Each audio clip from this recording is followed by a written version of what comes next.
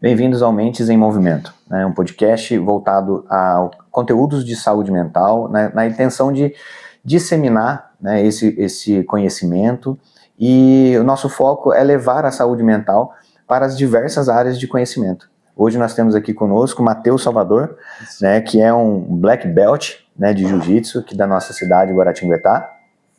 E eu vou começar aqui fazendo, né, algumas perguntas básicas para apresentar ele, para que ele possa se apresentar, né? Então, Matheus, na sua bio, né, do Instagram, né, inclusive eu já vou falar, e depois no final você tem um espaço também para divulgar, né, suas informações para quem quiser entrar em contato, né, que é o salvador.bjj, né? Você descreve lá, você se descreve, né, como faixa preta, terceiro, Dan que fala? Grau? É grau no jiu-jitsu. No jiu-jitsu é grau. E tetracampeão internacional da CBJJE. Isso. E também eu vi lá que você tem títulos fora do país, que você é campeão mundial no GI, né? E então eu queria que você falasse um pouco, né, desse seu currículo, né, e também já falasse, né, quem é o Matheus, assim, fora dos tatames, né, o que o Matheus, vamos dizer, gosta, quem é, de onde veio, né? Meu nome é Matheus Salvador, né, como já foi falado.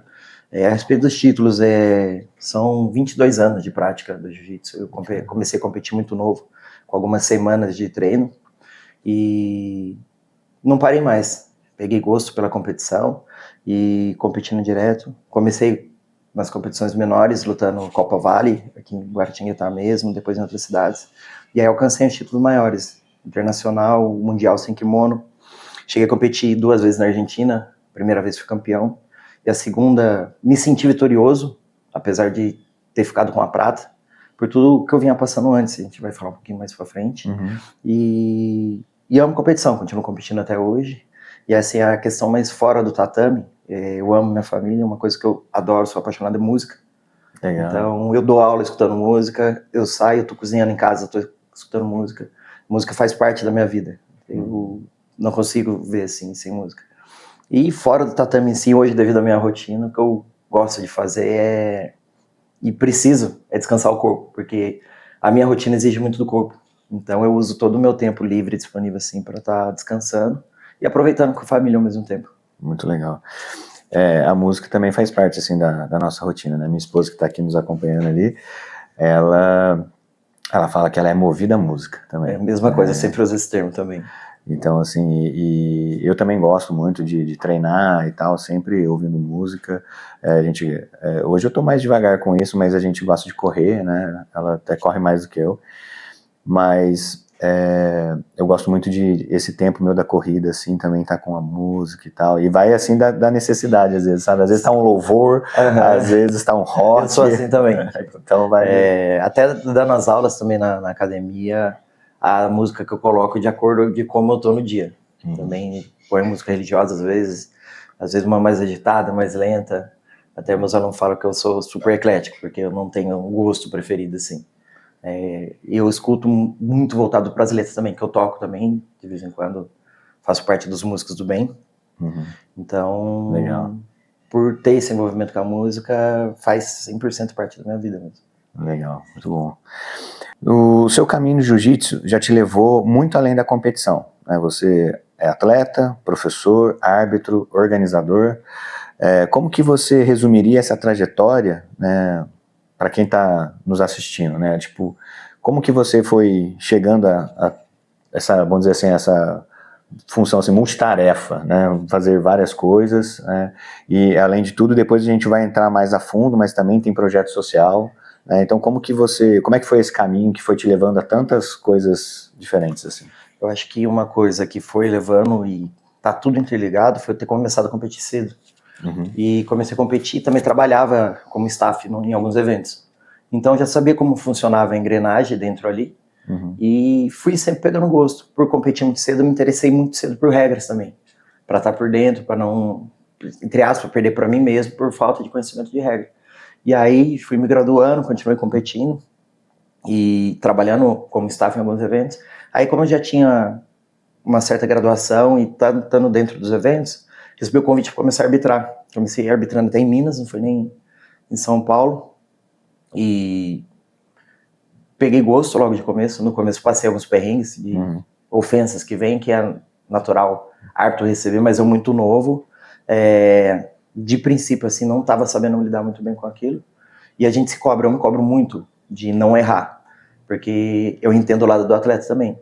Às vezes, é lógico que a gente erra, é humano, mas eu me cobro para não estar errando, porque como hoje, assim, falando mais como agora, a gente lida até com o sonho do atleta. Tem atleta que sonha em ser campeonato mundial, árbitro mundial todo ano.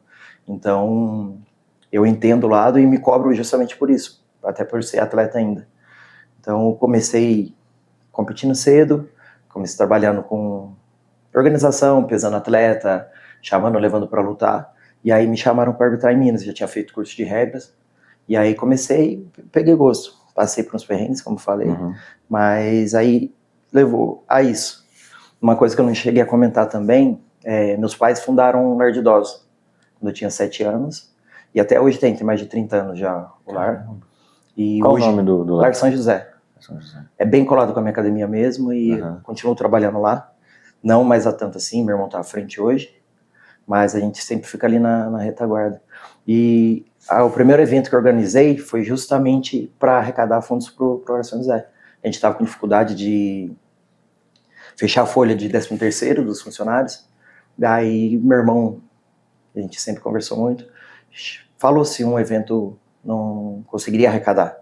Daí eu falei, acho que eu dou conta de fazer, né? Trabalhando mais de 20 anos em cima disso. E aí comecei divulgação. O meu evento hoje, ele tem o formato de lutas casadas, então não é chaveamento. Você vai, faz uma luta, ganha uma medalha de ouro, perde a medalha de prata. E aí consegui casar aproximadamente umas 50 lutas pro primeiro evento. Uau. Consegui 100 atletas, foi com uma área de luta só, e deu o retorno que a gente esperava. Consegui pagar staff, árbitro, e consegui manter a folha de 13º dos funcionários do asilo. E aí, como deu certo, eu falei, eu vou continuar arrecadando e ajudando o lar na medida que a gente vai podendo. Legal. E aí fizemos a segunda edição, e aí já estamos agendando a nona agora. Estamos no embate aí com a prefeitura para conseguir a quadra, mas já está agendado. Se tudo der certo, 14 de dezembro, vem a nona edição. O último evento a gente conseguiu colocar 700 atletas. O maior evento que o Guaratinguetá já teve de jiu-jitsu. 700 atletas, 350 lutas casadas. E, pô, foi um negócio gigantesco, maravilhoso. E até escuto o pessoal falar que eu sou louco. Porque eu organizei o evento, arbitrei e lutei. Nossa. E ao mesmo tempo, fazendo tudo isso, na multifunção ali, começou a funcionar o evento, daí já fui para de aquecimento, aquecendo, saí, lutei. Graças a Deus tudo certo, vitória também. Mas é uma loucura no dia. E depois bate um cansaço, porque por eu me cobrar muito, eu quero que saia tudo perfeito. Lógico que a perfeição é muito difícil de alcançar. Mas a cada edição a gente foi melhorando, tanto na estrutura, com os staff, organizando melhor para os atletas, seguindo um cronograma. Que como atleta eu sei também que é muito ruim quando a sua luta atrasa. Às vezes já aconteceu da minha luta marcada para meio-dia, eu lutar 11 horas da noite. Nossa. O primeiro internacional que eu lutei, eu fiz uma luta meio-dia, outra às 3 e a final fui fazer bem tarde da noite. E aí a gente procura seguir a risca isso, até porque o atleta, às vezes ele, sabendo o horário que ele vai lutar, ele faz a sua refeição, se alimenta, programando naquele horário. Se atrasa muito ou se adianta, também vai prejudicar. Então envolve muita coisa e por eu enxergar e estar competindo, ver o lado do atleta, eu me preocupo bastante com isso também. Coisa que muitos organizadores de evento não pensam. A maioria em si, hoje posso falar que foca só no retorno financeiro. E acaba esquecendo o lado do atleta. A gente se preocupa também com o pessoal da torcida que vem, porque a gente fazia na quadra de esportes antes e lá não tinha arquibancada. E vem muita avó que quer ver o netinho lutar, família, e sem arquibancada não tem uma visão boa do tatame, não fica bem alocado na quadra. Aí a gente conseguiu uma quadra maior, com estrutura melhor, e já tá ficando pequena também. Se Deus quiser, logo a gente vai ter que buscar uma quadra maior também. Muito legal, muito legal. Entre tantas responsabilidades, né? Dirigir uma academia, ensinar, competir, arbitrar, organizar eventos, como que você faz para manter tipo, a coerência com seus valores pessoais e não se deixar perder no meio do caminho? Os valores, tipo, tive uma criação dentro da igreja, né? Então eu carrego isso para minha vida. Meu pai é diácono e fui criado tocando na igreja, participando de encontros, retiros.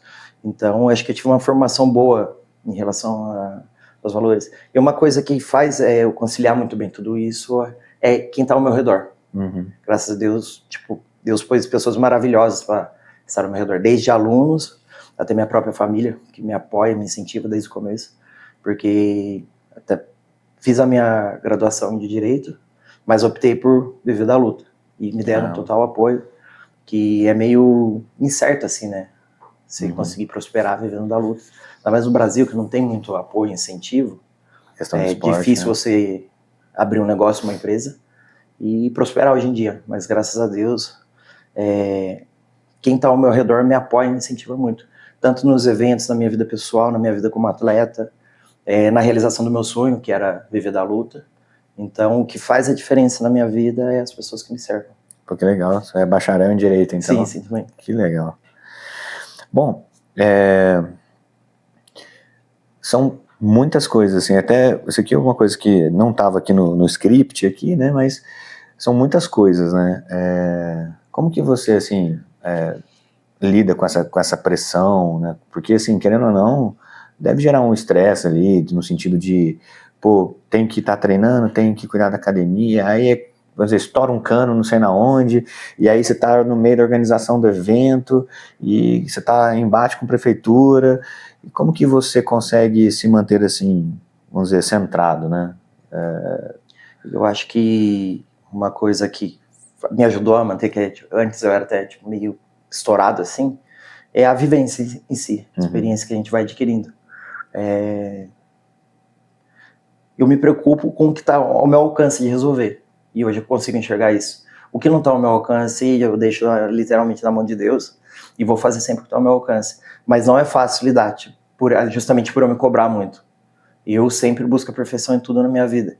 Então, eu tive problema com a prefeitura também no outro evento. Para começar o evento, eles queriam meio que cancelar na hora lá, foi uma loucura. Mas outra coisa que realmente me ajuda é quem está me cercando. Me ajuda, me traz calma, tranquilidade. Então, eu acabo conseguindo lidar mais fácil com isso. Você traz, assim, uma união ali da fé, sim, da experiência de vida e das pessoas que te cercam. Exatamente. E meio que esse combo, assim, é o que me faz quem eu sou hoje e que me trouxe até aqui também. E eu tenho certeza que eu acreditei no meu sonho, pus na mão de Deus, tive o apoio da família e fiz minha parte. Pô, no começo não foi fácil chegar para dar aula na academia e não ter aluno, chegar lá ter um aluno, e aí perseverar, que não é fácil. Perfeito. E como que você vê, por exemplo, a contribuição da arte marcial nesse processo assim mental, né? Porque muito se fala, né, da questão da disciplina, né, de todos os benefícios, né? Então a gente vê muitos casos assim, crianças de repente que tem um perfil assim às vezes mais rebelde, até a psicanálise trabalha muito com relação a isso, às vezes com um perfil mais agressivo, mais violento, e é levado ali para a arte marcial para poder adquirir toda essa bagagem, o respeito, a hierarquia, né, a questão, né, de se ter ali uma autoridade a quem respeitar, né? Como que você, né, traz isso também para a sua vida, né? Como que você vê que isso ajudou você a manter, vamos dizer assim, esse centro? É lógico que com todas essas outras variáveis que você trouxe, né, mas a contribuição da arte marcial nisso. Até, não tinha falado ainda, mas eu busquei a luta devido a um problema de depressão que eu tive quando eu era mais garoto. Antes de entrar no jiu-jitsu, eu tive problema no rim, pedra no rim, e já acarretou gastrite junto. Eu perdi 26 quilos em um período muito curto. E saí todo depressivo do hospital, que eu fiquei bastante tempo internado.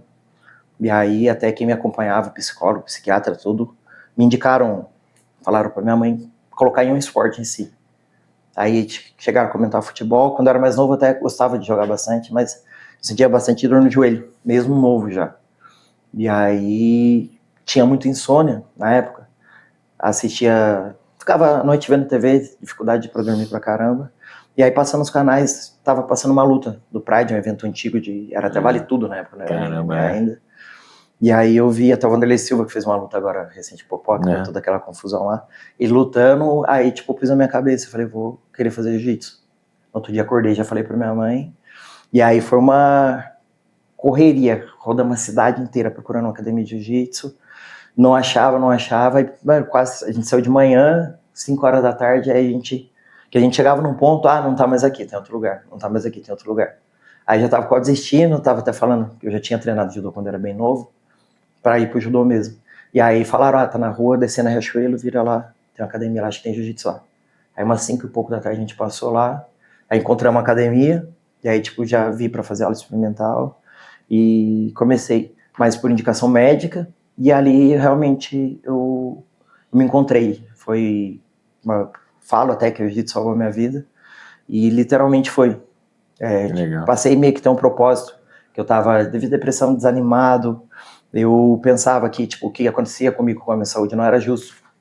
Eu era bem novo e pensava, tem tanta pessoa pior que eu, e eu passando por isso. E aí bateu um pouco daquela rebeldia. E quando eu era mais novo, eu era muito briguento também. Tanto na rua, jogando bola com os moleques, na escola, às vezes minha mãe já tinha sido chamada. E aí minha mãe tinha um certo receio de eu entrar pra luta e meio que aflorar mais isso, ao invés de... Mas foi 100% ao contrário. A gente é uma ferramenta que traz uma confiança pra gente e dá um autocontrole muito, muito forte.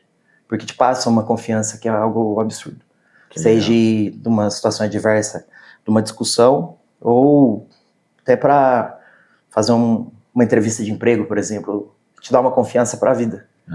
Eu até na época de faculdade de Direito, a gente estava na espera para fazer uma prova oral de Direito Penal. E eu tava todo nervoso. Aí minha amiga falou, pô, você sai na porrada com os caras maior que você tá aí nervoso por quê? Você só tá professor lá dentro, você estudou? Eu falei, estudei. Ele falou, você fez sua parte. Daí eu parei para pensar, falei, mano, tá certo. A gente vai ganhando essa confiança para tudo. E até por isso que o jiu-jitsu é uma ferramenta excelente contra o bullying. Não é porque torna a criança, entre aspas, capaz de se defender, mas quando alguém vai fazer um bullying com uma criança que pratica jiu-jitsu, a postura de quem está sofrendo bullying muda. O olhar no olho do agressor, isso já inibe um agressor. É claro que se vier para vir de fato, a criança vai saber se defender. Ela tem essa confiança para saber se defender. Mas a postura natural já vai inibir o agressor. Eu vejo assim também que traz muito do autoconhecimento, né? Então assim, quando eu sei quem eu sou, o que o outro fala não me afeta. Exatamente. Né? Porque assim, cara, não é porque ele tá... Claro, não é fácil, né? Você ser ofendido, você ouvir algumas coisas, vai te machucar, vai te deixar meio às vezes assim, mas quando você tem a certeza de quem você é de fato, né, o que o outro fala sobre você não serve, né? É tipo aquele famoso a carapuça não serve, né? A carapuça não serviu, porque, cara, não, eu sei que eu não sou o que ele tá falando. A realidade não é essa. A realidade não é essa, né? Então isso é muito legal. Bom, essa aqui é mais uma introdução ali, né, de você no mundo aí, do jiu-jitsu e tal, e um pouco também fora. Muito legal sua história. Pô, eu falo que nesses vídeos que eu tenho feito, assim, eu saio muito mais rico do que eu chego, porque assim, pô, só tem vindo gente boa, né, você, o Chico, o Diego e tal, e vocês trazem muito conteúdo, então pra mim é muito, muito rico, eu agradeço mesmo. Eu que agradeço a confiança. Agora eu vou passar por umas perguntas que são de repente mais voltadas assim para realmente a relação do jiu-jitsu com a saúde mental, né? Então, vamos lá. Depois dessas 3 perguntas, né, que a gente já introduziu, né? Você tem uma rotina intensa de treinos, chegando a 3 por dia, né? Como isso afeta seu corpo e principalmente sua mente? Corpo e mente estão muito interligado, né? Então, várias vezes eu chego à exaustão, tipo, do corpo, de eu chegar em casa, só querer tomar meu banho e deitar, e isso acaba afetando a mente. Aí eu fico, assim, às vezes não... Bate o desânimo, porque você já pensa no outro dia, porque às vezes eu chego em casa da faculdade, vou fazer minha janta, para depois eu deitar, e às vezes eu já tenho um personal às 6 horas da manhã no outro dia para dar. Entendi. Então, desgasta, mas eu procuro sempre pensar só no agora, porque senão a gente acaba meio que colapsando. A exaustão realmente bate e afeta o emocional da gente, não tem como não afetar. Então eu procuro sempre pensar um passo de cada vez, porque senão a gente acaba se auto-sabotando. Eu deito cansado, por exemplo, 10, 11 horas da noite, já tenho personal às 6. O que eu quero na hora é mandar a mensagem cancelar. Eu vou acordar quebrado amanhã, eu não vou conseguir dar aula, que daí já é praticamente uma aula seguida da outra. E aí eu acho que é a disciplina que fala mais alto nessa hora, pra gente não auto-sabotar. Daí eu vou perder a aula, vou perder o dinheiro que eu iria estar ganhando, mas a disciplina que eu tenho pra mim, que é eu fazer o que tem que ser feito.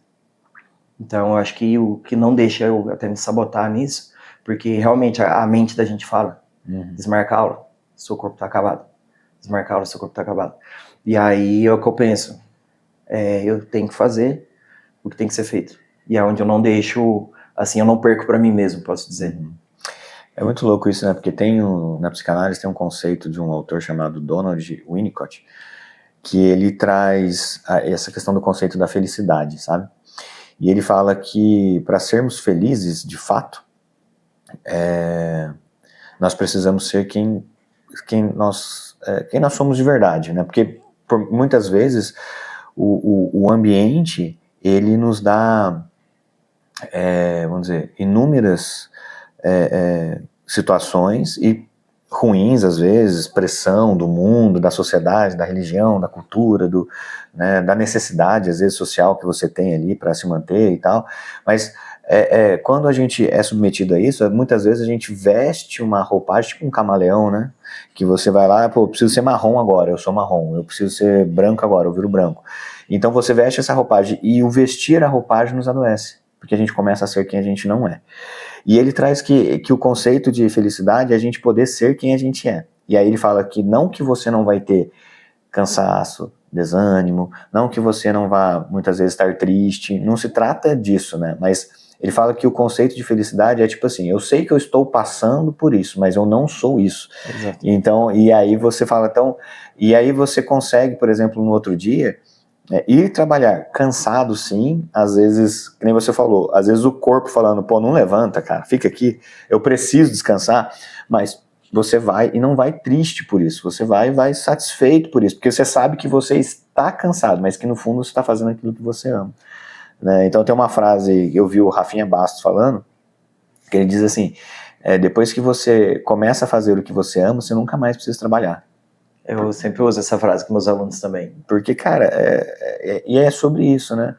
E eu vejo que essa questão, né, do estar cansado, estar, às vezes, desanimado, às vezes não querendo fazer a atividade que a gente tem que fazer no outro dia, isso é normal, mas ao mesmo tempo, é o que você falou, pô, eu faço o que eu preciso fazer, né? Eu falo que às vezes tem gente que acha um pouco fria essa frase, né? A gente fala assim que os adultos, né, nem sempre eles vão fazer o que eles querem, mas eles fazem o que eles precisam. Então eu vejo muito por aí, mas o fato de você estar onde você gostaria de estar, fazendo o que você ama fazer, pô, isso favorece demais. Faz toda a diferença, né? Igual você falou, quem trabalha o que ama tá de férias o ano inteiro. E eu sou muito grato a Deus eu vivo um sonho, na verdade, que era viver da luta, e hoje eu consigo. E eu até comento, porque se eu se eu fosse multimilionário, eu ia estar no tatame do mesmo jeito. Legal. Esse é o ponto, né? Esse é o ponto. Se eu não precisasse de nenhum centavo trabalhar nunca mais, eu ia treinar todo dia do mesmo jeito. Então, por isso que realmente eu me sinto de férias o ano inteiro. É lógico que às vezes o cansaço bate, mas aí é onde entra a disciplina. E uma coisa que eu até aprendi com os meus professores de São Paulo, porque ele fala que a disciplina leva onde a motivação não leva. Ninguém consegue estar motivado o tempo inteiro. Exato. E aí, se você tem a disciplina vai te levar, que a disciplina é constante. A motivação não. A motivação oscila. Se acordar super animado um dia, você está motivado. Aí você acorda que está com uma lesão que está te incomodando, já vai te desmotivar. Você já vai pensar, putz, vou ter que treinar, meu pé tá doendo, daqui a pouco tomo uma chave de pé no meu pé que tá ruim, vai piorar. Então, isso faz a diferença. Não depender de motivação. Muito legal. Isso é crucial mesmo. A disciplina do jiu-jitsu exige sacrifícios diários. né? Como que você lida com a cobrança interna e externa sem deixar que isso se transforme em ansiedade? Para mim, a disciplina virou rotina na minha vida. O que eu não deixo que vire, assim, uma rotina mais pesada do que deveria ser, é eu tentar manter o equilíbrio na minha vida. Uhum. Quando dá, encaixa de descanso. Quando dá, eu tiro um lazer. Não ficar só muito meio que bitolado em fazer o que tem que ser feito. Entendi. Então, graças a Deus, na minha academia, por exemplo, eu tenho bastante graduado. Tem várias faixas pretas que totalmente capazes para dar aula na minha ausência. Então, quando me sinto, bate assim, uma exaustão, eu busco tentar equilibrar no meio do caminho isso. Uhum. Por uma faixa preta para dar uma aula. Tem umas aulas que eu não abro mão de estar, que é da aula das crianças, por exemplo. Até os pais já confiam no meu trabalho, então eu gosto de estar presente. Mas fora isso, eu tenho alunos totalmente capacitados para estar à frente. E busco equilíbrio nesse sentido. Equilibrar a rotina, tentar encaixar descanso no meio da rotina, e para, justamente como eu tinha falado, para não afetar a cabeça da gente, porque a cabeça uma hora vai querer sabotar a gente. Com certeza. Então, o equilíbrio no geral é o que eu sempre busco. Muito bom. Como árbitro oficial, você precisa manter neutralidade e foco o tempo todo. Qual o impacto mental dessa responsabilidade? Eu acho que até, não só eu como árbitro, mas eu vejo muito meus amigos também. Uhum. A gente se cobra muito, como te falei, até para entender o lado do atleta. A respeito de imparcialidade, para mim, faz parte, tipo, são 14 anos arbitrando já. Uhum. Então a gente aprendeu a colocar e trabalhar em cima disso. E se entrar um aluno para arbitrar a luta, vou ser 100% imparcial. Às vezes não aconteceu comigo, mas já aconteceu de colegas arbitrando luta minha e querer ser tão imparcial que acabou sendo parcial pro lado adversário e acabou prejudicando uma luta minha. Entendi. E é natural, a pessoa se cobra tanto, eu tenho que ser imparcial, e acaba pendendo pro lado, tipo, deixa de ser imparcial, mas acaba sendo parcial sem ser pro lado de quem conhece. Acaba sendo mais rigoroso com Exatamente, você e favorece na o outro cobrança lado. Tem um evento meu aconteceu isso, mas é o que eu sempre falo, não crucifiquei o árbitro, não falei, você errou na minha luta, pô. Só acabou, eu falei pra ele, mano, você errou na luta ali, e bola pra frente, ele segue, não vai ser uma derrota que vai me definir, né? É claro. No meio do caminho, até falo isso muito pras crianças, às vezes no treino elas perdem e falam, eu perdi, eu falo, aqui ninguém tá perdendo, a gente tá aprendendo. E aí eu mostro minhas medalhas na parede e falo, não tem só medalha de ouro ali, tem de prata, tem de bronze, e tem evento que eu fui e voltei com a mão abanando. Então é uma outra coisa que o jiu-jitsu ensina a gente também, a perder. Porque tem muita criança que é muito mimada hoje em dia, os pais na preocupação de dar tudo pro filho, acabam mimando. E a criança vai crescendo sem saber o que é perder, às vezes sem saber ouvir um não, que às vezes vai ouvir o primeiro não na vida no tatame. E aí a criança escuta ou não, fica até meio assim, sem saber o que está acontecendo. E é uma outra coisa que vai ajudar na formação do caráter da criança, né? Uhum. Porque os pais, é lógico que não fazem isso de maldade, mas quando dá tudo que o filho quer, acaba tipo, não favorecendo na formação da criança. Sim. E o tatame ajuda nesse sentido. A criança perde no treino, se for competir vai perder também. E vai ajudando na formação e a lidar com derrota, que tipo, a vida da gente é, a meia hora que a gente tá lá em cima, desce, É isso aí. Tem uma definição de um autor da psicanálise, é o mesmo que eu citei, né, o Winnicott, ele fala que todo ser humano, para crescer de forma saudável, precisa do que ele chama de um lar suficientemente bom. E qual que é a definição de um lar suficientemente bom? É um lar que provê, supre as necessidades da criança ali, então a questão da segurança, do alimento, né, do cuidado ali no geral, uma mãe que está cuidando, que está tocando, que está presente ali. Mas ele fala que dentro desse conceito de lar suficientemente bom, você tem também a questão dos limites, a imposição dos limites. É lógico, a presença emocional, estar ali e tal, mas ao mesmo tempo essa questão da imposição dos limites. E aqui na clínica, né, no consultório, eu já tive adolescentes aqui, né, eu atendo adolescentes, e teve um que chorou e falou para mim assim, quando eu era criança, eu fazia birra para ir para a escola. E aí eu pedia para minha mãe me tirar da escola, e em determinado momento ela cedeu e me tirou da escola. Só que eu era criança, eu não entendia a diferença e a importância que isso ia fazer na minha vida agora. Na frente. Por exemplo, hoje ele tem 17 anos, então eu não sabia o quanto isso ia me prejudicar, mas ela sabia. Então, e ele fala para mim assim, e ele chorando, ele falou assim, por que ela não me obrigou a ir na escola? Então, assim, apesar de a criança falar que não quer e tal, mas na verdade, o que a gente estuda é que elas testam os limites de segurança dela.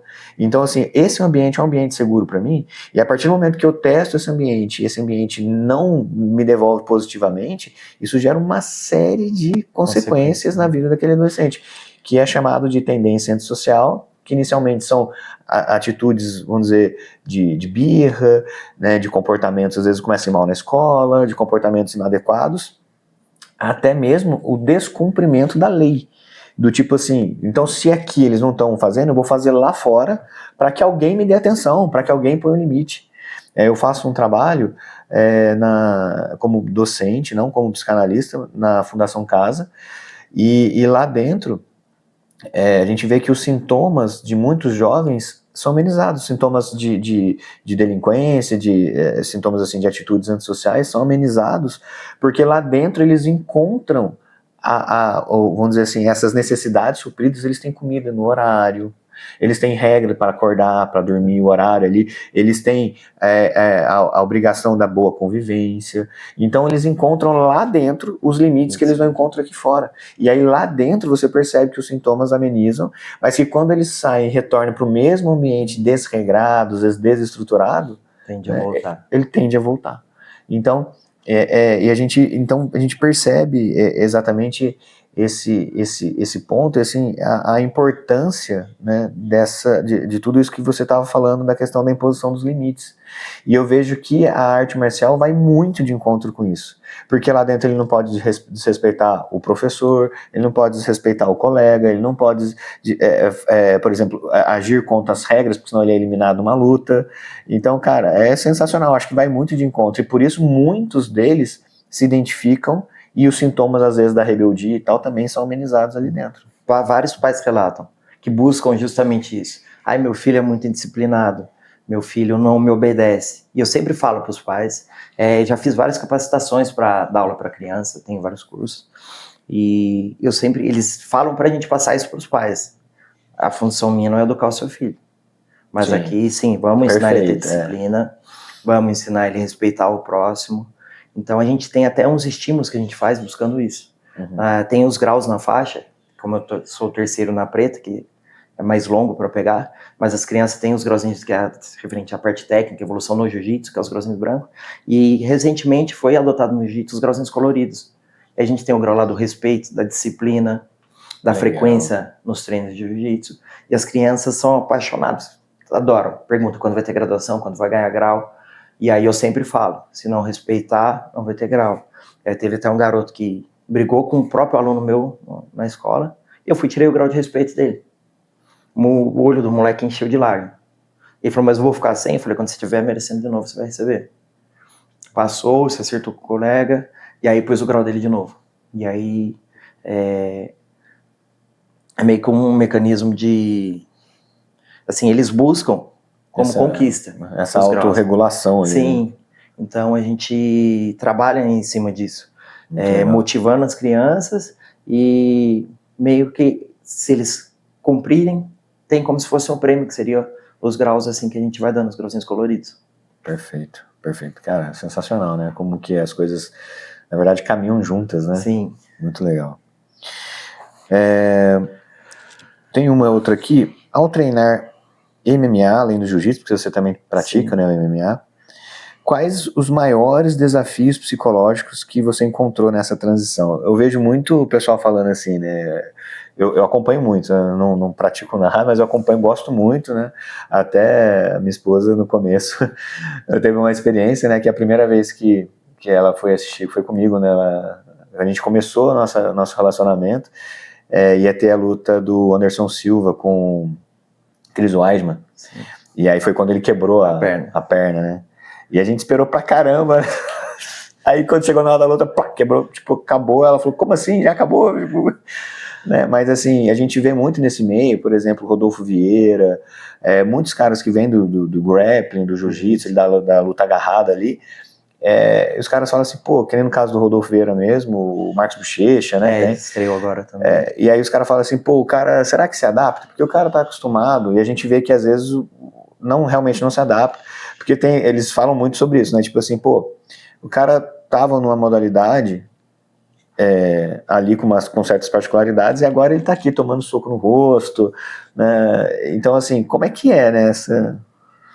Pra mim, logo quando eu comecei no jiu-jitsu, meu professor na época, o Joel, considero como mestre ainda, me formou da branca preta, fazia uns treinos na academia, onde ele colocava a luva de boxe na mão de um aluno, e o que tava com a luva tinha que acertar o rosto do outro, e quem tava sem a luva tinha que derrubar. E aí eu comecei a pegar gosto, que eu entrei no jiu-jitsu vendo lutas de vale tudo na época, e aí comecei a pegar gosto, apanhava demais, porque como eu entrei, eu era muito magrinho assim. Eu entrei pesando 49 quilos no jiu-jitsu. E demorou. Quantos anos você tinha? Eu tinha 16. E demorou assim pra ganhar assim uma estrutura, porque eu tinha ficado doente, perdido muito peso. Então eu apanhava demais, mas tipo, aquilo me motivava. Eu queria falar, uma hora eu vou conseguir, uma hora eu vou conseguir. Eu lembro até hoje, o primeiro amigo que eu finalizei no jiu-jitsu foi com uma chave de braço que eu aprendi vendo no canal Combate, que passava nos intervalos, aí eu fazia em casa com meu irmão, ia conseguir fazer no treino para mim. Nossa, que foi surreal, assim, a primeira finalização. E com esses treinos, eu já comecei a mostrar interesse. Aí, tipo, com mais um pouco de tempo, já na faixa azul, meu professor também organiza evento, e organizava também o Force, que tem agora um evento grande. Cheguei a lutar também. E aí ele tava fazendo um evento, foi na FEG.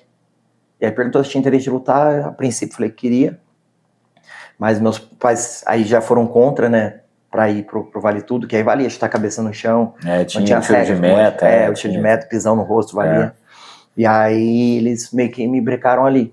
Aí, tipo, mais pra frente, não perdi essa vontade, mas me dediquei mais ao jiu-jitsu. E quando tava perto de eu pegar a faixa preta, aí eu procurei um professor, falei, vou querer fazer uma luta de MMA. Aí já tinha mais regras, tudo. E aí ele meio que pra me testar, chamou o mestre Neto. Mas assim, eu era bem mais leve também, assim. E levou pra treinar comigo na academia. Mas eu apanhei demais. O Neto atravessava, me dando chute de todo lado, eu não via nem de onde vinha. Eu caía no chão tomando porrada. Ele fez pra me testar mesmo, assim. E aí, tipo, fui embora pra casa, eu lembro, passava muito, tava cheio de pelote na cabeça, dor no corpo, mas pensando, falei, é isso que eu quero. Aí no dia seguinte, procurei um professor, falei, quando o Neto vem treinar de novo? Daí ele viu que eu tava disposto mesmo a me dedicar e treinar pra isso. E peguei gosto, eu fiz 3 lutas lá atrás de MMA, e aí arbitrando agora também no MMA, no boxe também, aí tipo, estando presente me deu vontade de estar fazendo uma outra luta. Legal. Aí me reacendeu essa vontade, porque é muito difícil assim, a gente se preparar como um atleta que só treina. Pô, eu tô dando aula, eu treino com os alunos, e quando você é preparado para a luta, quem vai impor o limite em você ali é o seu treinador. Agora, se você é o professor, você tá treinando, a hora que você cansa, você para. Então faz muita diferença isso. Na minha segunda luta, eu meio que fiz a preparação só com os colegas de treino, e meu desempenho já caiu. Estava sendo finalizado, tive uma lesão assim, meio grave no olho. Então, é muito difícil para quem tá à frente de uma academia competir com um atleta que só vive disso, praticamente. E hoje em dia, como cresceu bastante também esse meio, já é possível eu lutar com outro professor, por exemplo, ou lutar com alguém que tem uma rotina parecida com a minha. Então eu falei, dá pra eu fazer uma luta. É lógico que eu não vou competir com um cara que vive disso. Faz o treino de wrestling de manhã, treino de boxe à tarde, faz um acompanhamento, preparação física, tudo regradinho. Mas dá pra eu fazer uma luta com um atleta que tem uma rotina semelhante com a minha, com a idade aproximada da minha. Então me surgiu essa vontade. A ideia era até eu ter lutado nesse fim de semana que passou, mas não deu certo de rolar o evento. Mas vou continuar treinando, assim, lógico, dentro da minha rotina, mas não é uma vontade assim que eu vou deixar esquecer dentro de mim, não. Muito legal. Agora eu queria falar um pouco, né, do seu projeto social, né? É o projeto social João Vitor Dutra, isso? ele mostra o esporte como ferramenta de transformação. Que impacto emocional você já viu nas crianças e jovens que são atendidos nesse projeto? Falar um pouco do projeto em si. Perfeito. João Vitor Dutra é um aluno meu que acabou falecendo esse ano. Era o meu aluno mais dedicado na época, que mais fazia treino, mais me acompanhava, era o meu braço direito.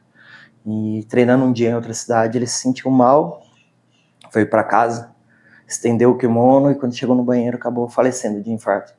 Então isso impactou a academia de uma maneira assim gigantesca, não só a mim, mas abalou todo mundo. E tipo, o lado bom assim, tipo, dessa tragédia que eu posso falar, deu para ver como a equipe minha é unida, como todo mundo se compadeceu, como todo mundo sentiu. Afetou até quem não conhecia, porque ele treinava à noite, até quem treinava de manhã sentiu isso. Então, realmente, abalou todo mundo. Deu para ver, assim, que a equipe nossa é mais que uma equipe, é uma família. E esse aluno meu tinha um sonho de ter um projeto social, trabalhar e ajudar crianças carentes.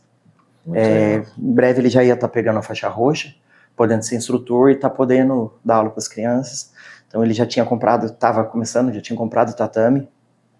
Eu lembro que ele já tinha comprado até um cronômetro para ter de parede. Caramba. Então, e ele deixava anotado todos os sonhos dele. E uma coisa tipo, que eu acho bonita, até eu passei a agradecer mais a vida por isso, ele sempre, nas anotações dele, eu sou grato à vida. Eu sou grato à vida. Então, tudo que acontecia na vida dele, ele agradecia. E impactou bastante em mim isso. Porque às vezes a gente só agradece quando a gente consegue uma conquista grande, né? Sim. Passar um dia bem, tipo, ter um dia bom de trabalho, você tá com a sua família do lado, a gente às vezes esquece de agradecer isso e às vezes o valor maior da nossa vida tá nisso.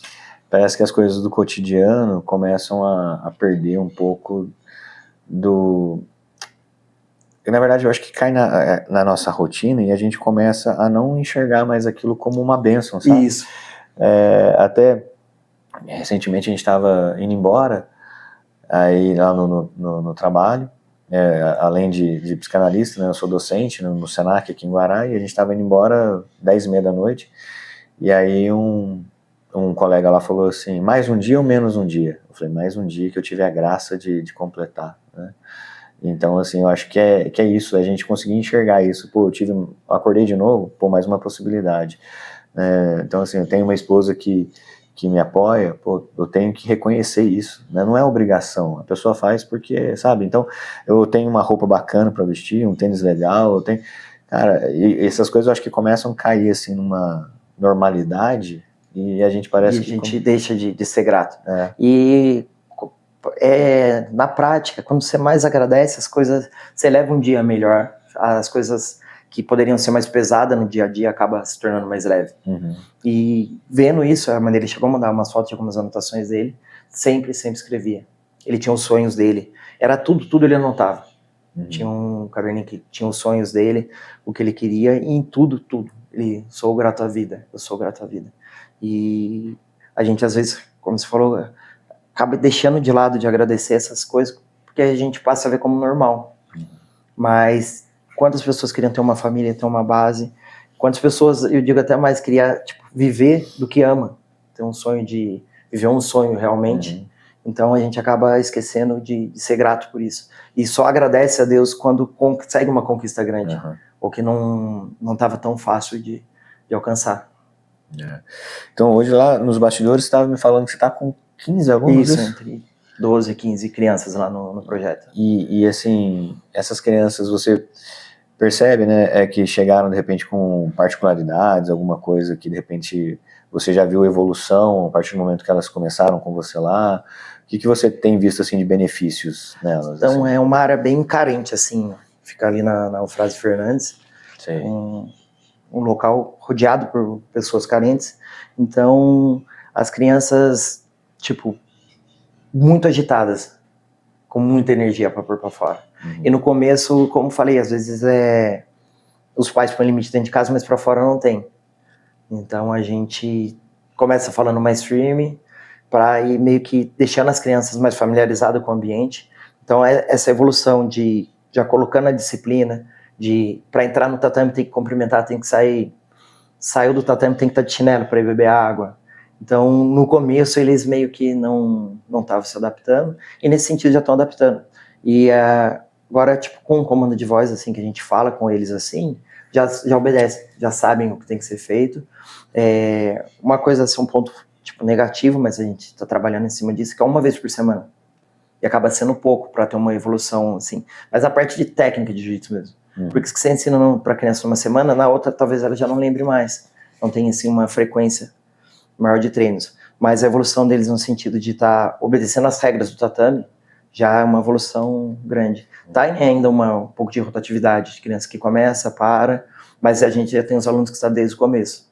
E aí esses já, tanto na parte técnica, assim, estão evoluindo, estão treinando, meio que saindo na porrada já criançada, mas nessa questão de disciplina do ambiente, que é cumprimentar o tatame para entrar e sair, cumprimentar os colegas, já está fazendo parte deles. E como eu falei, o jiu-jitsu impacta na vida toda.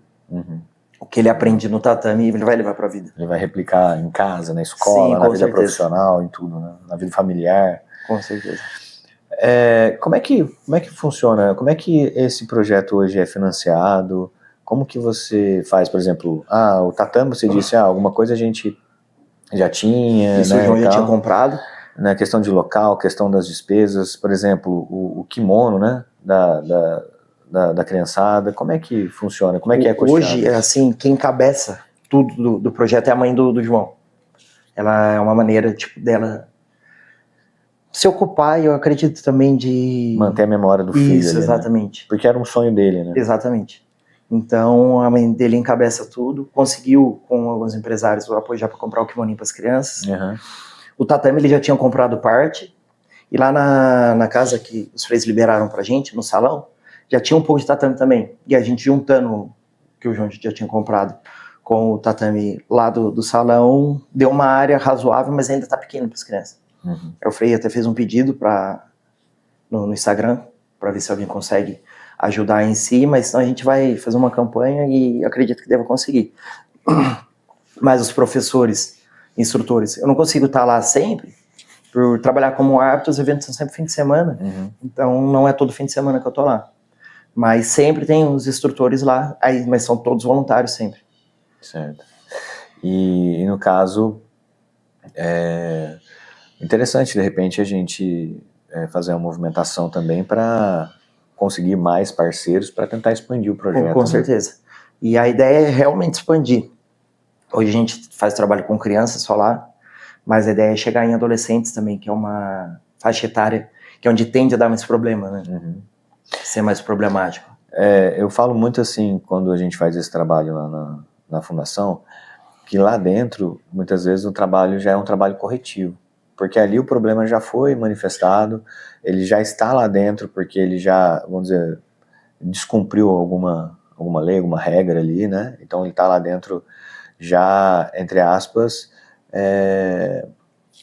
vamos dizer, pagando ali pelo erro ali, né?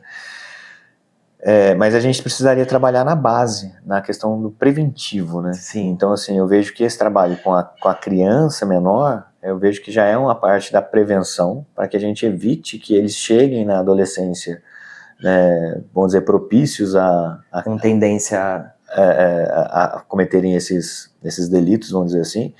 É claro, quando a gente fala de menor, né, existe toda e isso é provado cientificamente, que muitas coisas que os adolescentes fazem, crianças fazem, eles, por exemplo, a Fundação Caso não é considerado um presídio, né, é um centro socioeducativo para recuperação, porque eles consideram que o adolescente em si, ele tem muito menos intencionalidade, ele é muito mais influenciado.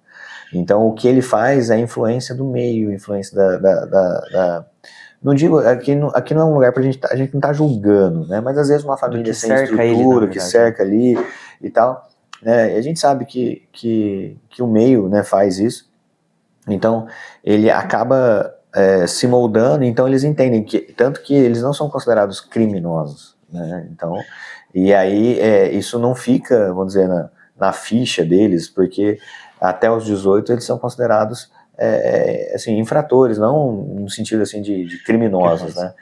Então, a gente fazer esse trabalho que vocês estão fazendo é fundamental, né, para que uma base sólida ali, a gente estava falando sobre isso, né, a pessoa se conhecer, entender quem ele é, qual o papel dele, essa questão dos limites, da responsabilidade.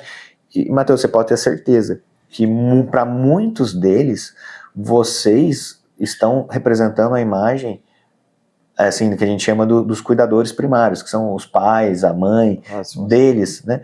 E é o que eu falo, às vezes não são famílias que estão também, vamos dizer, desviadas ali, mas são famílias que de repente não tiveram também estrutura e também não sabem como lidar, né? E são famílias de origem humilde que têm dificuldade realmente em o que eu faço, como é que eu lido, né? E aí quando eles encontram vocês, eles acabam sentindo essa segurança em vocês. Então esse papel de vocês na vida deles, eu estava vendo esses dias o Carlos Prates falar sobre o técnico dele de Taubaté, o Cris, né? Da Vale Top Team, né? Sim. E ele tava falando isso, ele falou, cara, o Cris foi a figura de pai que eu não tive. Então eu carrego o Cris pra cima e pra baixo, o Cris tá em todas as lutas com ele, o cara tá viajando o mundo, né? E ele fala assim, cara, não tem Carlos Prates sem Cris, cara. Por quê? Porque ele foi a figura paterna, né? Então é o que a gente fala, né? Então assim, é muito bacana esse trabalho de vocês, assim, cara, e tem uma importância, uma relevância na vida dessa criançada, assim, é sensacional, cara. Eu sempre converso, tipo, até palestra que eu já dei, aí é lógico a importância do esporte na vida da criança, que vai refletir num todo como geral, mas eu sempre friso, assim, até quando tem bastante pais presente, se não quiser ter problema na frente, incentiva a criança, principalmente na arte marcial, e também na religião junto. Essas duas coisas andando junto, não tem como falhar na frente na formação do caráter do filho. Independente da religião, mantenha perto de Deus, porque você vai ter a disciplina ali que o esporte te traz, que a luta te traz, e também vai saber o caminho que o seu filho vai saber o caminho que vai trilhar. Então não tem como, pode dizer, essa fórmula falhar lá na frente. Andando as duas coisas juntos, os pais vão poder ficar em paz, que vai dar certo lá na frente. Perfeito. Tem um versículo bíblico, né, que diz, ensine a criança no caminho que ela deve andar, porque ela nunca mais se desviará dele, né? Então, uma coisa que eu acho, assim, massa eu vi um pastor falando sobre isso, e ele fala assim, preste atenção, né, que o versículo não fala assim, ensine a criança o caminho que ela deve andar, mas ensine a criança no caminho. E eu vejo que a arte marcial proporciona isso, porque você não vai falar pra molecada assim, ou pelo menos assim, né, a gente vê que, infelizmente, às vezes há alguns casos assim, mas a grande maioria não. Tipo assim, olha, não faça isso, não faça isso, não faça isso, mas no fundo você faz. Aquele famoso, não faça o que eu faço, faça o que eu falo, mas não faça o que eu faço. Isso não funciona, porque é o que esse versículo diz, assim, você tem que ensinar a criança no caminho, ou seja, você quer que ela seja assim, você tem que estar junto, fazendo igual. Tem aquelas frases, né, tipo, palavras convencem, mas o exemplo arrasta. Exatamente. Então, e eu vejo que quando a criança ela tem esse contato com os professores, os mestres, né, com a arte marcial em si, você vê exatamente essa possibilidade, porque ela está convivendo com pessoas que não só estão orientando o que ela tem que fazer, mas são pessoas que normalmente fazem o que eles estão orientando, né, que respeitam. Eu vi um vídeo engraçado ontem, um memezinho, né, tipo assim, a reação da cor dos atletas pela cor da faixa. Sim. Aí passam dois caras assim, daí um é faixa branca, daí ele tromba, ele já, não sei o que e tal. Aí beleza, aí quando ele vai pra, acho que é azul, ele já tenta derrubar o cara. Aí quando ele vai pra roxa, ele cai no chão, fica fazendo guarda. E aí no marrom ele pede desculpa, opa, desculpa aí e tal, não sei o que. E o faixa preta, ele nem tromba, ele já desvia. Então, assim, a gente vê a evolução exatamente nesse processo. Assim, eu achei sensacional, tipo, né, a mudança de mentalidade, a virada de chave. É um amadurecimento que vai tendo. Então, assim, a criança, ela precisa disso, né? E eu vejo que a arte marcial, se for perseverante, né, eu acho que isso desenvolve, né? Com certeza. E como eu falei, tipo, quando eu fui entrar, minha mãe tinha receio, porque eu já tinha meio que um histórico de ser brigão. Então, mas foi totalmente ao contrário. E normalmente é isso, é lógico que tem as exceções, o pessoal que entra na academia para brigar, mas eu sempre falo, a minha academia é autoseletiva. Quem entra com esse intuito lá não fica, quem entra lá com o ego lá em cima, arrogante, também não vai ficar, Porque no tatame ali, todo mundo é igual. Pode ser médico, doutor, tem jardineiro, pode ser o que for. Ali dentro, pisou ali, é todo mundo igual. Vai ter o pescoço apertado igual todo mundo. Então, o nosso ambiente lá é autoseletivo. Quem tem esse perfil bad boy, brabão, não vai se sentir bem, vai acabar saindo. Entendi. Então, da mesma maneira que é autoseletivo também, de quem entra, fica com o corpo mole, não, entre aspas, não faz o que tem que fazer. Porque a luta exige de você. E vai acabar espanando, vai saindo também. Lá o ambiente nosso tem gente até que refere à nossa academia que é os treinos de competição. Mas não é, tipo, a gente tem uma academia que é comercial, mas que a gente não deixou de lado a parte dura da luta. Não é um jiu-jitsu, pode dizer assim, Nutella na minha academia. Você vai aprender a lutar, é lógico, tipo, não vai ser uma final de mundial que vai ter no tatame ali treinando. Mas não vai ter um treino fácil, um treino mole também. Entendi. Na sua trajetória, quais foram os momentos mais difíceis, mentalmente falando, né? Derrotas, lesões, pressões, né? Como que você lidou? Por exemplo, você chegou ao jiu-jitsu depois de você ter sofrido, vamos dizer assim, problemas de saúde que te levaram ali uma depressão, e aí você chegou na arte marcial para superar isso ali de alguma forma. Só que a arte marcial, ela também te oferece isso, né? Tipo, você, que nem você falou, pô, às vezes véspera de uma luta que você estava esperando muito, que seria uma luta chave na sua carreira, na sua vida, e lesiona. Sei lá, ou uma derrota, tipo, pô, essa luta eu tinha que vencer porque me daria um status tal para um outro evento, para alguma... Às vezes tem um olheiro ali de algum grande... Ou uma seletiva para um mundial, alguma coisa assim, eu não sei como é que funciona, né? Mas, pô, como é que você lidou, né? Qual foi, na verdade, assim, os seus momentos mais difíceis? Quais foram, né? Teve vários, assim, mas vou pontuar. Assim, os que marcaram, sim, né? O primeiro foi a primeira lesão, assim, que eu tive que ficar afastado mesmo. Eu quebrei o pé, treinando com um aluno novato, ele foi me derrubar, eu dei uma resistida, virou meu pé e quebrou. Isso foi numa quinta-feira, e no domingo eu ia disputar o primeiro cinturão que eu ia ter. Poxa. Tentei pisar, cair, aí meu pé já inchou, e a academia era pertinho da CEPOG ali até, aí eu liguei pro meu pai me levou. Aí a hora que o médico falou, você quebrou o pé, aí eu até desabei a chorar no consultório, porque tipo, eu queria muito ter um cinturão. Na época não tinha, não, era difícil assim, e até os cinturões que eu tenho hoje, você recebe o convite para lutar um GP, ou fazer uma super luta em algum evento. Então você já tem que ter assim uma carreira consolidada, tem que estar vindo de algumas vitórias para poder disputar um cinturão. E aí, tipo, já pensei, quando que eu vou ter oportunidade de novo, né? Aí desabei a chorar ali na frente do médico mesmo no consultório, mas já tava com o pai e com a mãe do lado dando apoio para mim, já era faixa preta, mas saí, pus a cabeça no lugar, aí tipo, eu continuei indo na academia, meu afilhado, hoje que mora comigo, meu sobrinho também, ele é meu sobrinho e afilhado, já vai pegar preta agora em dezembro também, então já tô formando um sucessor aí para dar continuidade nos trabalhos, e eu continuei acompanhando ele nos treinos, tipo, tava com a bota no pé tudo, eu ia levar ele, e não deixei de ir na academia, porque o ambiente em si ele já ia me fazer mal, porque bate assim meio com uma depressãozinha, putz, 2 meses com essa botina, depois até eu tirar a fisioterapia, não sabia quando eu ia voltar a treinar, então pra mim foi, tipo, o primeiro marcante assim, foi esse.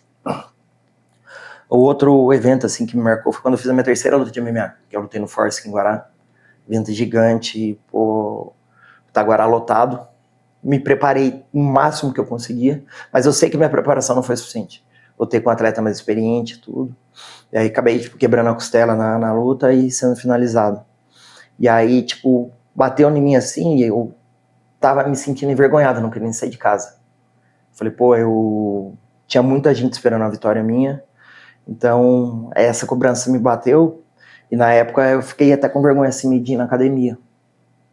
Só tipo, daí eu falei, mas tem que fazer o que tem que ser feito, né? Aí tipo, eu recuperei a costela, uma semana já tava dando pra ir. E aí eu cheguei na academia, o pessoal tudo me aplaudindo.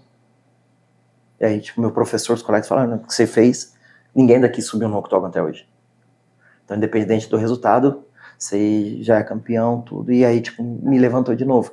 Mas até isso, até tipo, eu chegar no treino, pra mim foi um conflito interno muito grande. Um vale, né? Isso. tava até com vergonha realmente de sair na rua, assim, pensando que eu decepcionei muita gente. Mas aí, tipo, a acolhida que eu tive na academia pós-luta já me mostrou totalmente o contrário. Porque, pô, quanta gente sonha em fazer uma luta de MMA? Mas, tipo, a coragem. E muita gente sonha até fazer o primeiro treino. A hora que vem a chuva de porrada na cara, ali você não vê nem de onde tá indo, tá no chão, tá apanhando, já desiste. Então, isso já me acalmou, me tranquilizou. O pessoal fala, né, que todo mundo tem um plano até o primeiro soco entrar. Soco, exatamente. A gente viu isso nesse final de semana, né, que teve aí recentemente o Ankalaev com o Poatan, exatamente. Né? O jeito que ele entrou e foi pra cima, né, você vê que até a fisionomia do Ankalaev mudou na hora, né, o que aconteceu aqui, cara? Quem que é esse cara que entrou? Não é o mesmo cara da primeira luta. Que já tinha lutado, né? Mas, muito legal. Aí só complementando, uma outra, e aí foi a última, assim, eu acho que foi o que mais me deixou mal. 2023 foi o ano melhor, assim, como atleta, meu. Lutei, se não me engano, 15 eventos, tava invicto. Em novembro fui lutar em Curitiba, evento grande também. E aí ganhei a primeira luta, fui pra semifinal. Faltando 17 segundos pra acabar a luta, eu rompi o tendão do bíceps. Nossa. Um tranco que eu dei no kimono dele, eu senti e perdi a força na hora do braço.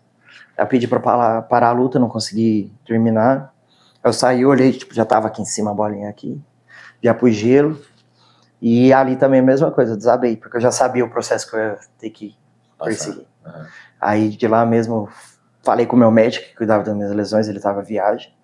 Aí ele falou, voltando, já para no hospital, já interna, já precisa fazer cirurgia, para no regional em Taubaté. E aí, tipo, aí busquei outra segunda opinião, um aluno meu que é médico também tinha sofrido a mesma lesão, já me pôs em contato com o médico que fez a cirurgia dele, e vim, mas todos os médicos pediram ressonância antes, eu tive que fazer a ressonância pra estar fazendo. E aí, pô, marcou a cirurgia no domingo, a ideia era eu internar 8 horas da manhã, às 5 horas da tarde ter alta já. E aí, fiz todo o processo, internei, fiz a cirurgia demorou mais do que era pra demorar, acordei no meio da cirurgia, sentia muita dor, mas não no braço que estava sendo operado, nesse, porque a gente fica amarrado. Então, foi meio traumático pra mim, assim, e sentindo furar o osso do braço. E aí saí, desci pro quarto, chegou no fim da tarde, o médico passou pra me dar alta, aí ele pediu pra mexer a mão, minha mão não mexia.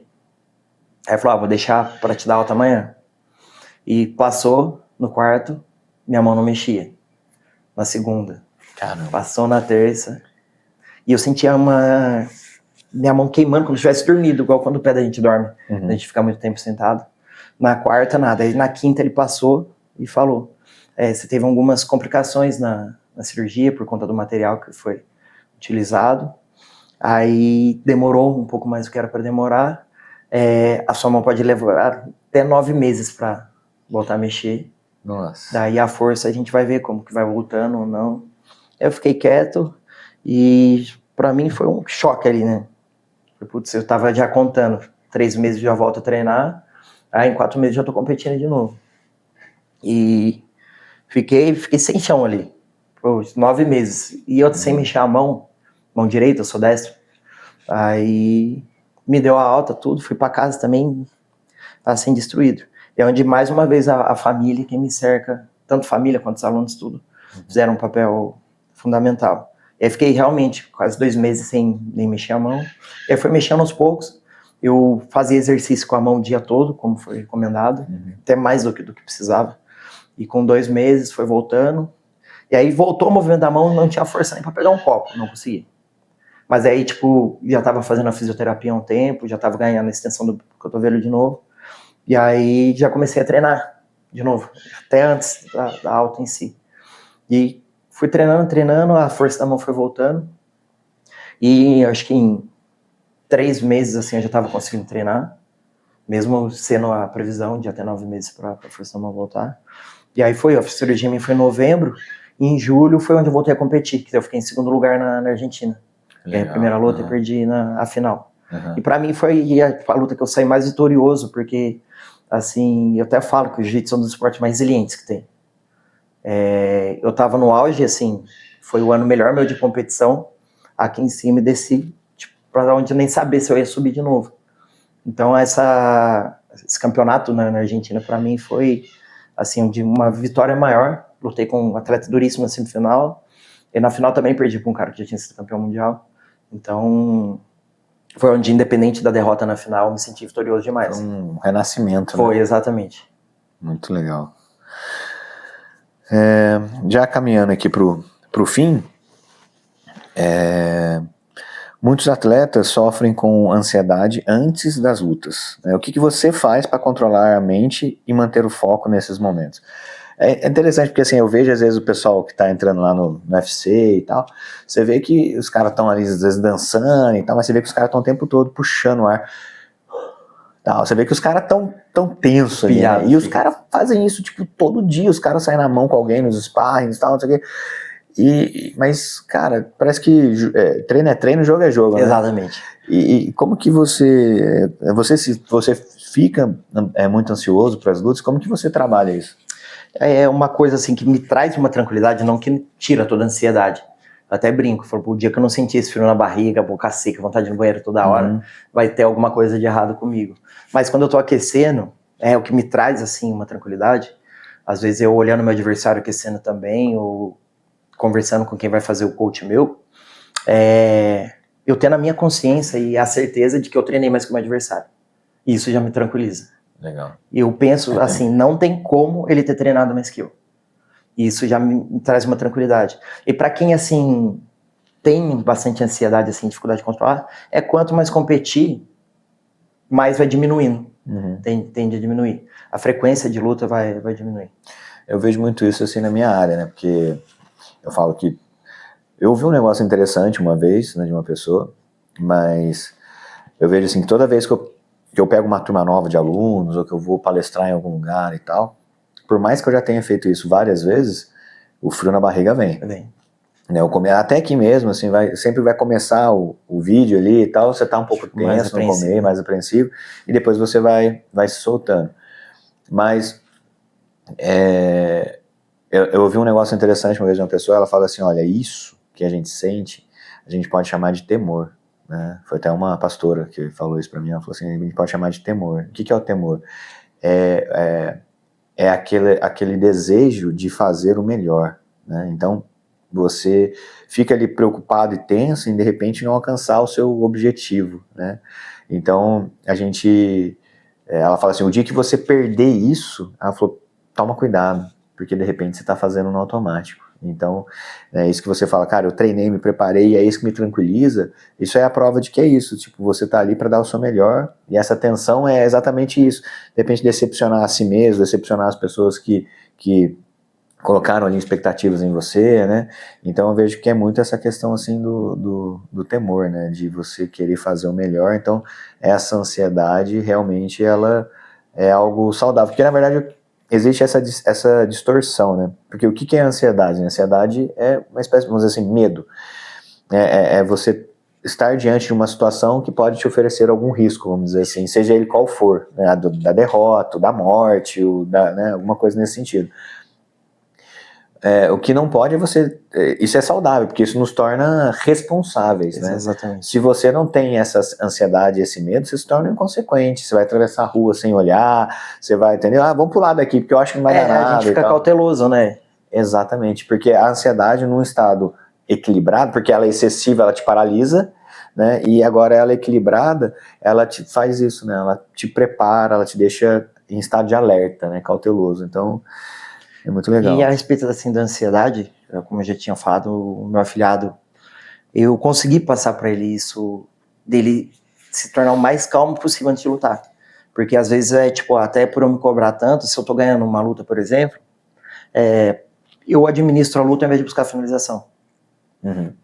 Então eu consegui já passar pro meu afilhado isso. Eu sempre falo e usei essa expressão para ele. Nem tanto, mas comecei a enxergar isso e falar pra ele, vai se divertir, você tá fazendo o que você ama. E pus na cabeça dele isso. Acho que foi um vídeo dele que você postou recentemente, que ele conseguiu um cinturão lá e tal? Isso. Ah, legal, eu vi. E ele falou que foi a luta que ele ficou mais nervoso na vida, porque eu não tava conseguindo fazer o coach dele, não tava de técnico dele. Eu tinha ido arbitrar o Pan-Americano, então foi a primeira competição dele que eu não tava do lado dele. Daí ele falou que ele ficou mais nervoso, mas graças a Deus, 20 segundos de luta ele conseguiu finalizar. Que legal, eu vi lá. Muito legal. E para a gente encerrar, né, que mensagem que você deixa para quem sonha em viver do esporte? Que foi o seu maior sonho, né, como você Sim. passou aqui. Então, para quem sonha em viver do esporte, mas sente medo, insegurança ou acha que não vai aguentar a pressão? A primeira coisa é, tipo, eu acho que Deus não põe um sonho na nossa vida se não for capaz da gente alcançar. Perfeito. Então, é acreditar no sonho e batalhar duro. Como eu falei, quando eu montei minha academia, diversas vezes eu chegava lá e não entrava um aluno. Principalmente as turmas da manhã, que são mais vazias. Aí diversas vezes entrava e chegava um aluno. É lógico que não... Eu vou falar, não, você tem um sonho, vai lá e corre atrás. Não é simples assim. Você tem que ter a cautela, tipo, quem vai abrir uma academia tem que estudar o lugar, se tem academia próximo, se é um bairro bom para se montar. Então, é acreditar no sonho e fazer a sua parte. Minha mãe sempre me fala muito isso. Faz a sua parte que Deus faz a dele. A minha parte era o quê? Eu estar sempre na academia, minha academia é sempre aberta, que uma hora Deus ia mandar os alunos. Então, se Deus pôs o sonho no seu coração é porque ele é capaz de ser alcançado. E acreditar e correr atrás. E fazer a sua parte, que o resto Deus cuida. Muito legal. Eu falo que tem uma frase, né, que põe o pé que Deus põe o chão. Exatamente. Né? Então, assim, você vai, mas você tem um outro versículo que eu acho muito legal, que fala assim, né, quem pede recebe, quem busca encontra, quem bate a porta abre, né? Não sei se é nessa mesma ordem, assim, mas tem muita gente que só lê a primeira parte, né? Para na primeira vírgula, né? Quem pede recebe. E para ali. Não, cara, você tem que buscar para encontrar, você tem que bater em várias portas até que uma se abra. Então, é fazer a nossa parte, porque ele vai fazer a dele. Né? Então, você tem que ter a cautela, tudo, mas... Sim, eu comecei com 6 alunos quando eu abri minha academia. E tá fazendo 8 anos a academia, fez 8 anos, e agora que eu multipliquei por 10. Tô lá mais ou menos com 60 alunos. Então, não é um processo rápido, mas se você tiver constância fazendo a sua parte, que é trabalhar duro, Deus faz a parte dele de mandar e ajudar a gente a prosperar. Acho que quando eu resolvi me dedicar, vamos dizer, à psicanálise mesmo, né, na virada de chave, a gente conversou, né, amor? E eu tava na época eu tava com 3 pacientes. Né? Então, eu falei, não, mas é isso que eu quero, é isso que eu amo fazer. Né? Eu tenho outro trabalho, né, que é o Senac, né, mas querendo ou não, para nossa necessidade familiar, era algo assim, sabe? Puxa, que é algo que você tem que decidir mesmo ali, né? Então, cara, deu super certo, as coisas estão, né, acontecendo, e você vê, pô, devagarzinho a gente vai fazendo, crescendo. vai crescendo. É o que eu falei, como você falou que você tinha vontade, Deus pôs a vontade no coração da gente. Exato. E se ele põe a gente fazendo a nossa parte, ele vai dar o suporte que a gente precisa. Muito legal. Matheus, queria que você deixasse, né, os seus contatos aí para quem quiser te procurar, quiser passar o endereço da academia, o número, de repente, também para as pessoas, né, ou lá o seu Insta de novo, o seu WhatsApp, para as pessoas também que quiserem ser parceiras do projeto, né, procurarem você. Como é que fazem, né, para encontrar o Matheus? O Instagram é salvador.jj, meu celular 12 99146 4311. Ele vai falar direto comigo. Se tiver interesse em colocar o filho para fazer uma aula de jiu-jitsu, você mesmo, até um fato legal, tem um aluno que é pastor, vai estar pegando faixa preta agora em dezembro. Tem gente que, se não me engano, uns 47 anos. Então, o jiu-jitsu é para todas as idades. Quem acha que é tarde para estar começando, não é. Já arbitrei luta de atletas com 60 e poucos anos. Então, e é uma coisa que vale a pena, como eu falei. O jiu-jitsu a gente leva para a vida, é realmente um estilo de vida. Então, quem tiver interesse pode estar me procurando. E também quem quiser ajudar o projeto, seja com kimono, doação de roupa para criança, porque são crianças bem carentes que frequentam lá, pode também estar entrando em contato comigo. Aí eu ponho em contato direto com a mãe do João. Uhum. E quem puder ajudar a gente também com, que hoje é o que mais a gente carece, é os tatames, que é o tatame de 30 milímetros, de placa, de EVA, que aí a gente vai estar conseguindo estar expandindo mais o projeto também. Muito legal. Matheus, obrigado, chegou a te cumprimentar, obrigado mesmo por aceitar o convite, cara. Obrigado mesmo. Valeu. E conta com a gente, o que precisar, vamos mexer os pauzinhos, de repente quem a gente conhece também aqui na cidade, empresários e tal, para ver o que a gente consegue também pro projeto aí.